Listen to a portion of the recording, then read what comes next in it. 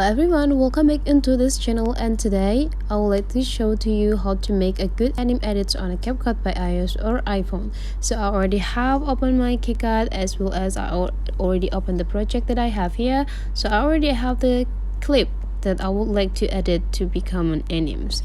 So here the things that we have to do is just go make these straight lines is go into the beginning of the clip by just slide the clip into the left side, and whenever it's already stand in the beginning of the clip, we just need to jump into the effects.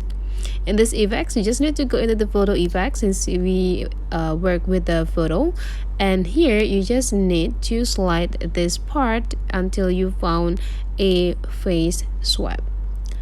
And this face swap, you just need to find out which anime that you want to apply into this project or the clip. So if you want to have an anime, go jump into the anime.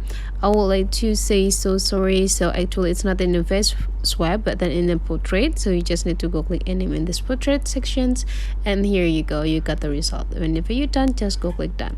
Let's comparing the previous before we edit and the result. So here is before we edit into the anime, and this one is after we edit become an anime. So that's the way how to edit anime on a CapCut. If you find that today's tutorial is useful for you, don't forget to leave some comment, like and subscribe into this channel.